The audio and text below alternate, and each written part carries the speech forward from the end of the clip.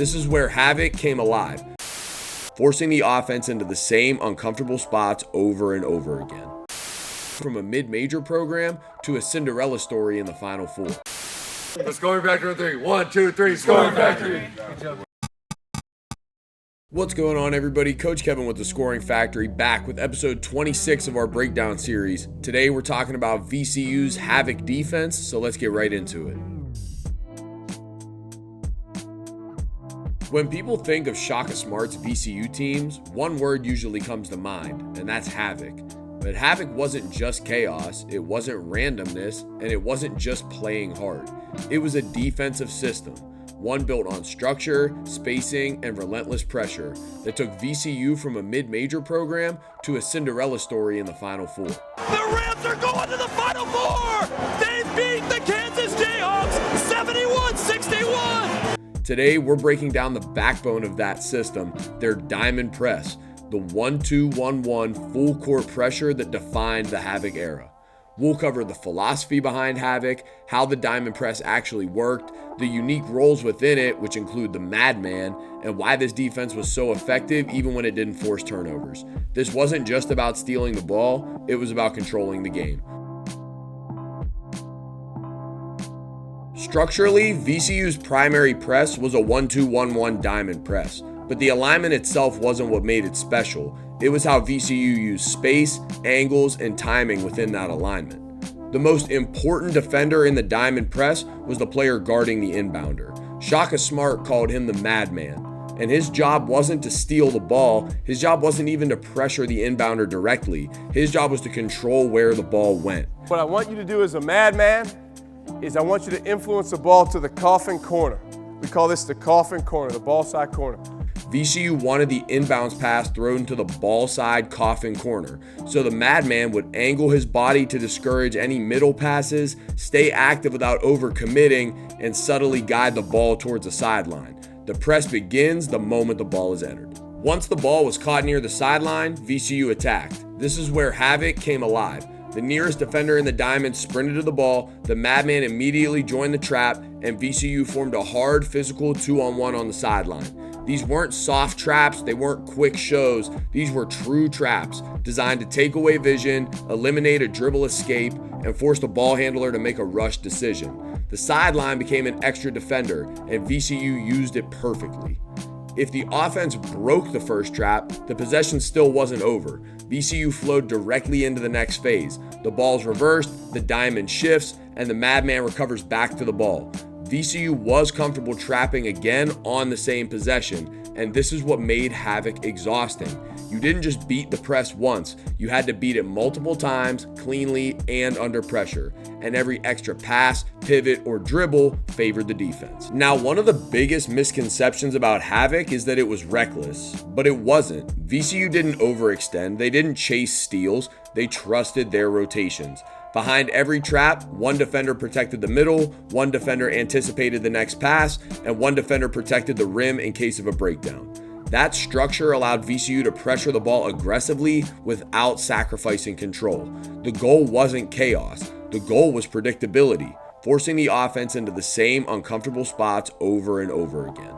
So let's take this to the film room. As you watch these clips, pay attention to how consistently VCU forces the ball to the sideline, how quickly the second defender arrives to trap, and how the defense stays connected even when the ball is moved. This is Havoc in its purest form. So this clip is a great job of the Madman doing exactly what he should be. So his job, here's our Madman, is to direct the ball to the ball side coffin corner. Now, because the inbounder is pretty close to being directly under the hoop, the Madman has to make an executive decision, and he decides that he wants the ball to be thrown to this side of the court, and that's exactly what he does. Look at where his body is in comparison to this offensive player. That pass can't get through, so the only available option is to throw it here. Now, as soon as it's thrown, the Madman doesn't hesitate. They're gonna run to go trap. Now, they are fine with letting the ball get inbounded. They're not trying to steal the inbounds pass. They're just trying to cause havoc after it's inbounded. Who I want you to look at and not forget about is number 12 back here, because he's going to play an important role in this play. So as we go trap, now what we're waiting on is number 20 here is really guarding 2. He's going to try to go intercept this pass if it's thrown, and intercept this pass if it's thrown before this player gets past him. Now, as that player gets past, he is going to mentally pass him off to a defender that's not on the screen, right? The defender is going to come from here to intercept this pass, and now his only job is to make sure this pass doesn't get thrown. So he steps up.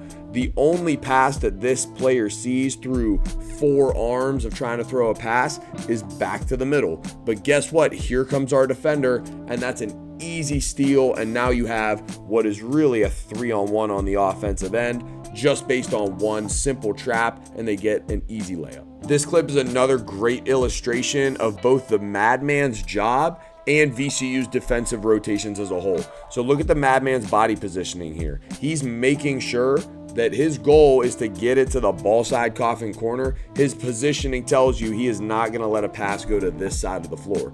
Now, this is after a made basket, so the offensive player can run the baseline, and as he does, the ball side corner changes. So he flips his positioning to make sure that it's now going to this side. So when it does get there, we immediately trap.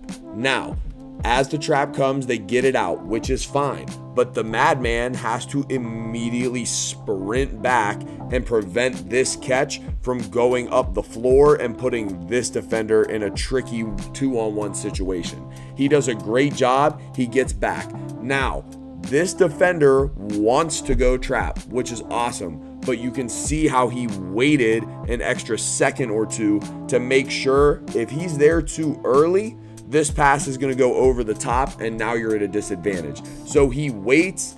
Now this offensive player is not looking to make that pass right away, and now is the perfect time to actually go send this trap. So as he goes to trap, now we have everything covered up.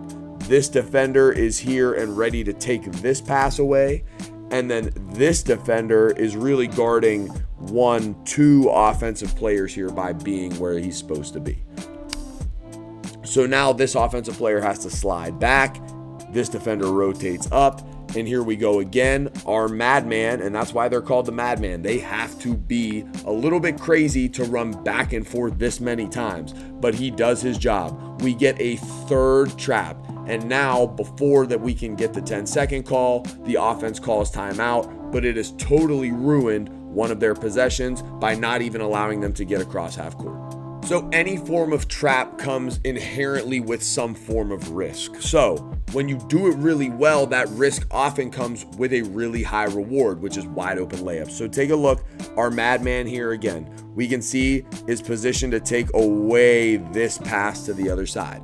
Now, again, we're going to start to see the inbounders start running the baseline, which makes the Madman's job a little bit more difficult. So as this ball gets entered to the coffin corner, that's what they want. They are going to immediately send the trap here to the corner. Now, here's where this risk comes into play. This defender now has a decision to make. He knows that this offensive player is being covered up by the defender on the backside, but he can take a big gamble and jump to try to take this pass away. If he does that, it really leaves this offensive player streaking down the court unguarded. Or he can be a little bit less risky, stay with this player, and just be able to, on the exit pass here, he can go and trap this again.